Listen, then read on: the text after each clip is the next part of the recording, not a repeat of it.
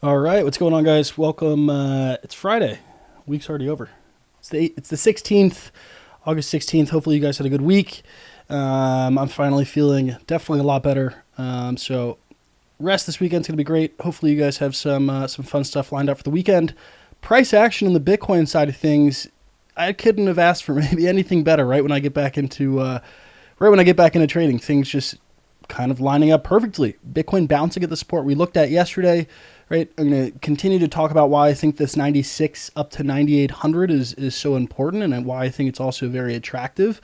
Yesterday, I'll also walk through the plan very, very quickly here for anyone that missed yesterday's video. But the focus today is going to be on today's price action, where I'm thinking that we go now that I think the bounce has been confirmed, right? All but confirmed.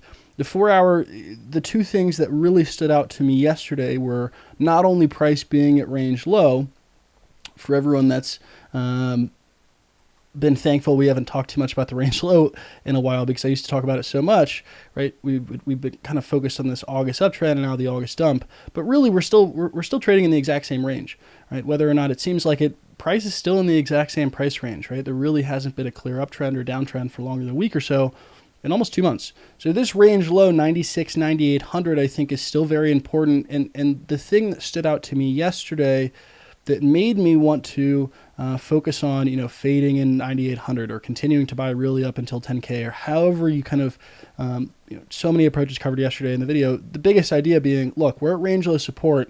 And as long as this area is acting as support, and some people are probably saying, what does that mean as long as it's acting as support? You can have a very clear rule or you can have kind of a looser rule depending on what works best for you. I like to have a more clear or more defined rule, like a specific condition. Mine is usually as long as there's not 4-hour closes, right? As long as there's not 4-hour closes below this 96.50 or below the bottom of the range, I still think this support is holding and I'm viewing it as such. The other thing that really stands out to me is this volume spike. And I covered this briefly yesterday. I'll cover it briefly again today before I start to get into today's outlook. But if you look at, go to the 4-hour, go to any time period, whichever time period you like to trade, right? Or that you're doing analysis on. And one thing that I look for, I'm primarily trading with the trend, but if I'm finding one, inflection point or trying to determine of, look, is this short-term trend selling exhausted or is, the short-term uptrend over, whatever it is, I like to look at volume spikes or relatively, very high volume days or time periods, right? So on the 4-hour chart, what I'm looking at yesterday, when I see price reacting at range low, in order for me to determine and think, were a lot of people paying attention to that? Did a lot of people defend that level? Maybe did a lot of sellers kind of jump the gun and maybe get too greedy as we started to break this level? That all factors into that 4-hour being the highest volume period in a few days. Definitely during the entire sell-off and really over the past all of August. That's the highest 4-hour period. And what these higher volume candles tell me, whatever time period you're looking at, generally, I would say more often than not, they can signal a possible inflection point. And I wouldn't use them in isolation. Like I wouldn't just look around and say, oh, a high volume candle, this must be an inflection point. It's not helpful in that sense, but let's say it's lined up with a key support or a key resistance, or you're looking at something else sentiment-wise, and you see that it matches. I think it can be very helpful for determining that. And it's supportive of, look, this is the highest volume candle we've had in all of August. To me, it looks like at least a short-term inflection point. Whether or not that only leads to a bounce to 10.7 or 10.8, that's fine with me. That would be my trade complete. But look back at the other high volume candle days, right? We have the most recent one, the second highest in August. If you go straight up, right, where does that take us? It's pretty much the swing high, right, for the push-up. Just looking at the other high days, right, we have 1, 2, 3, and 4. These are the 4 that stand out to me. This is literally the local top for 2019. You have this one, which also turns out to be the local top. And then you have these two, which are kind of the local low down here at 9,400 and 9,500. So the way that I use those volume bars, I wouldn't necessarily use them in isolation. I already know that someone's going to show me an example later today and say, look, it wasn't an inflection point. It's not always going to be. And there was actually a day already in the range. I forget when it was. I really kind of forget the date, but they're not always going to line up. And sometimes they do give you a little bit of a fake out, and sometimes that's just going to happen really with any method.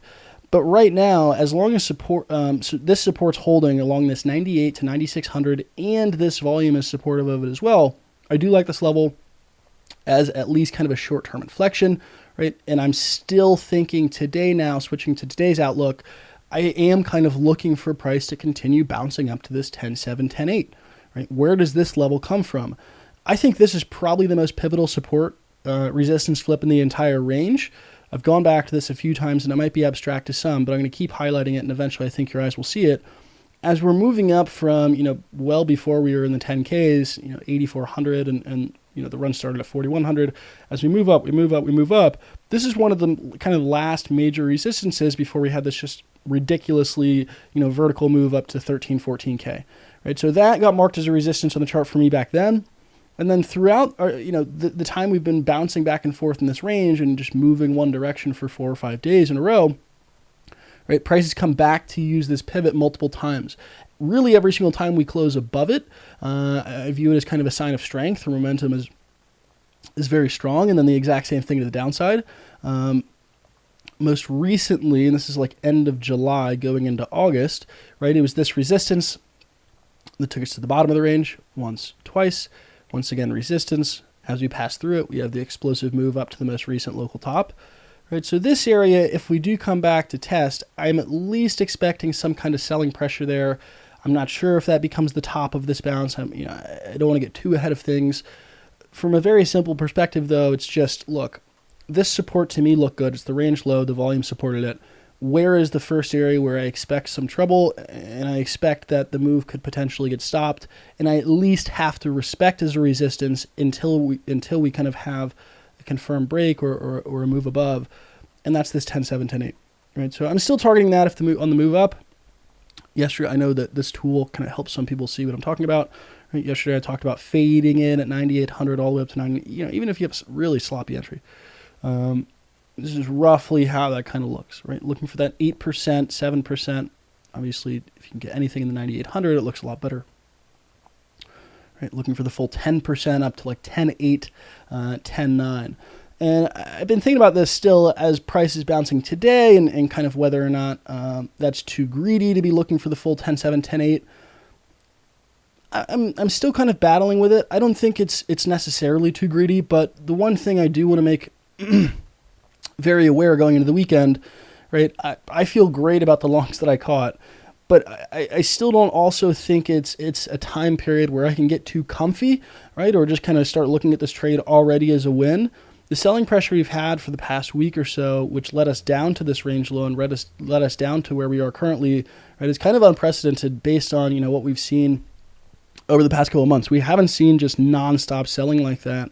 And I'm not entirely sure what's driving it. I mentioned it yesterday. A lot of people are focused on this narrative that it's a Chinese Ponzi scheme that has to liquidate or all this stuff. I'm not so sure I buy that whole narrative. So I still don't think it's necessarily a time to be comfy. I do like my longs. I do still like the play, and I like the outlook, right? I'm still standing by my analysis and by the trade.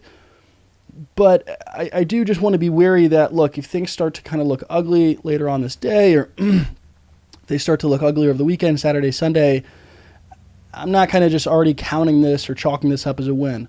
I would love to get up to here to be able to take profit at the 8, 9, 10% level. But if it doesn't come, I think you kind of have to still be on your toes. And for me, it just means still having my invalidation below this 9,650 or 9,800. I think if we come back down and test this for a third time, right, I would be pretty worried. I'll stay in it probably as long as this 96 or 9,700 is holding. But I'm not sure you can really celebrate just yet. Right now, I like the entry. Right now, Bitcoin's given us a little bit of a bump and has at least showed that there's still life, and we're not just going to have kind of ridiculous selling every single day.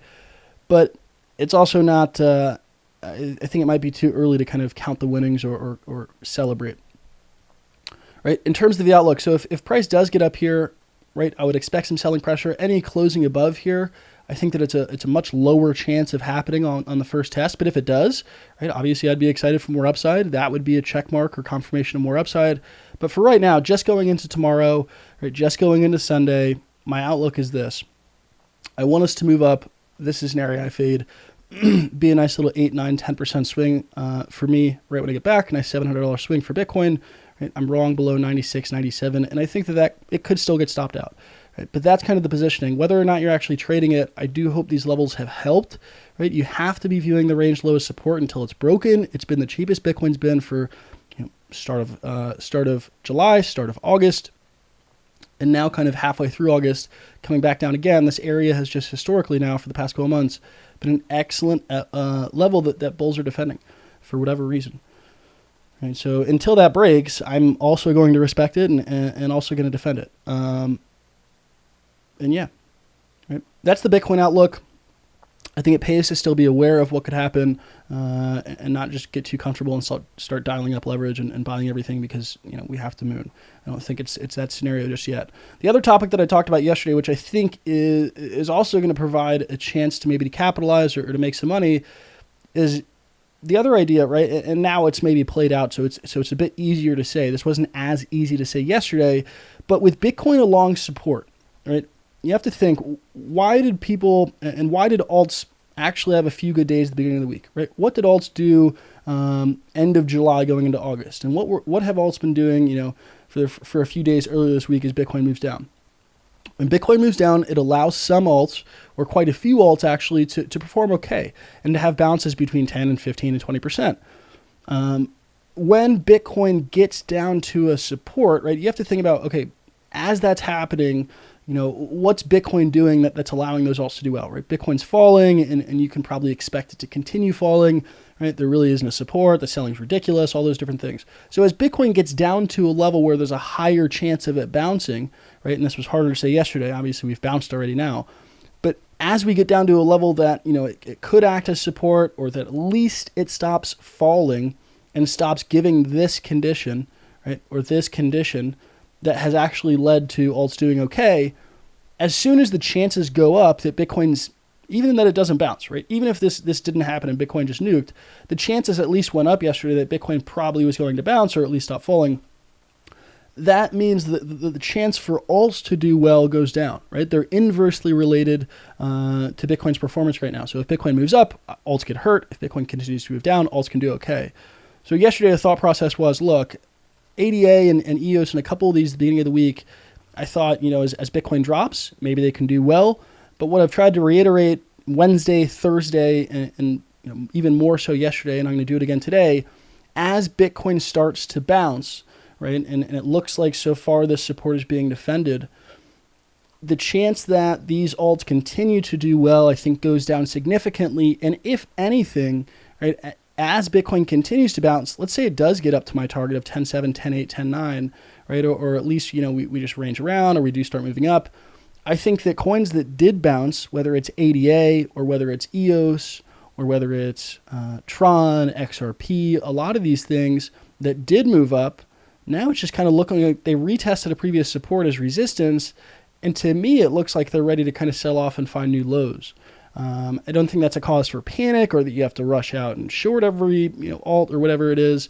But all of a sudden, every single positive bounce that we had and people started to scream alt season, as they do every week, right? You just have to kind of keep the bigger picture in mind. And right now, the bigger picture is just, look, alts are so subject to what Bitcoin is doing, and Bitcoin being that driver.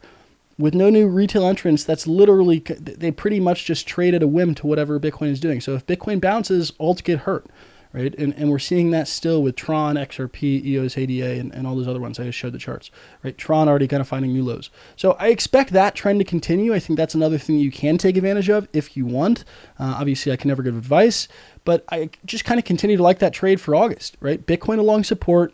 If it has a higher chance of at least not moving down or bouncing, or it does have a chance of bouncing, and we're seeing that today with follow-through, right? What are the alts going to do? The chance that they move up has gone down significantly. If anything, now I probably expect them to start selling off and finding new lows. So I just want to reiterate that outlook. I know some people kind of miss that sometimes, or they get stuck and say, well, my alt's still holding on. Maybe they come back down for a dip, and now I can get back in, and alts are ready to rock it. Alts will give time periods. Each week it seems they give you like 1 or 2 days to swing them. I'm just, I'm not going to mince words at all or shy away from it. I don't expect alts to do well at all if Bitcoin is moving up, right? I want that to be very clear. And that's just my outlook, and I do hope that it helps some people kind of avoid bag holding or sitting in alts or sitting there trying to buy the blood because some guy on Twitter continues to say it's alt season. I think it's pretty shameful that some people do that. Anyways, on the alt side of things, the outlook is pretty miserable. For the Bitcoin side of things, right? I don't think I can celebrate the win just yet, but I am looking for price to trickle up here. This is where I'm fading longs. When I say fading, I mean taking profits. Above here, I think Bitcoin also gets exciting again, but I don't want to get too ahead of the chart. I'm not sure it happens that quick, right? And I also want to be aware that, look, this thing could definitely trickle back down. And as long as this area is holding, I do like it as a support. Anything below 96.50, I'm wrong. But yeah, guys, really fun way to start the week. 9,800 bids, working like a charm yesterday. And that's all I got. Have a good Friday, guys. Have a good weekend. Man, I'm excited to not travel this weekend, to feel good, to rest up, and to have a full week of outlook, streams, ideas, themes we can capitalize on this weekend as well as next week. Right? Only got to trade for like 2 days this week, and we already have a Bitcoin runner, and alts are moving down. I love to see it. Right? Have a good Friday, guys. Have a good weekend. I will see you. I'll try to do a stream Saturday, Sunday, just since I wasn't able to be so active this week. And I obviously just always want to provide more value than you expect. It's just kind of how I like to do things. So I probably will stream this weekend. So I'll see you guys tomorrow. See you guys Sunday. Have a good weekend. In the meantime, take it easy. Take some time away from the charts. Remember to move slow. And that's all I got. Peace, guys.